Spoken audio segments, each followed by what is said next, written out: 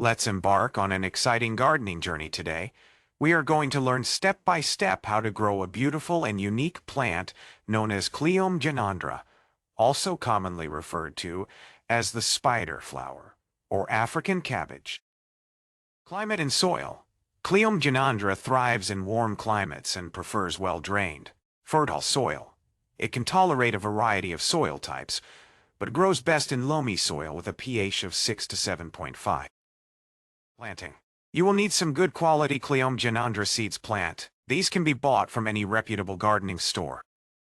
Next, choose a suitable location in your garden where the plant will get plenty of sunlight, as these plants love the sun.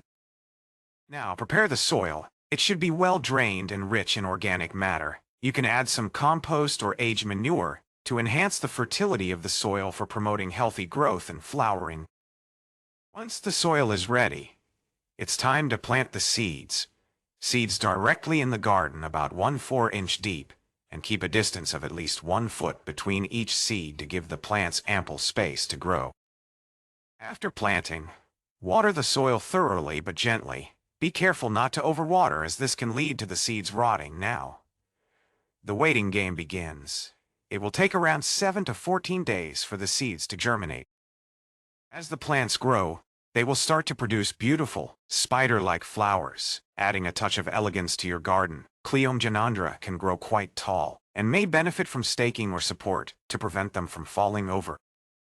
Also, keep an eye out for pests like aphids, spider mites, and caterpillars, and treat them accordingly if needed. You can use an organic pesticide to keep them at bay.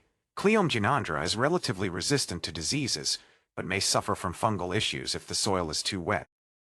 You can start harvesting the leaves and tender shoots when the plant is about 6–8 inches tall. Regular harvesting encourages new growth and helps to keep the plant bushy and productive. Cleome Gynandra can be propagated by collecting and sowing seeds. Allow some flowers to mature and develop seed pods, then collect the seeds once the pods turn brown and dry. Following these steps should help you grow Cleome Gynandra successfully in your garden.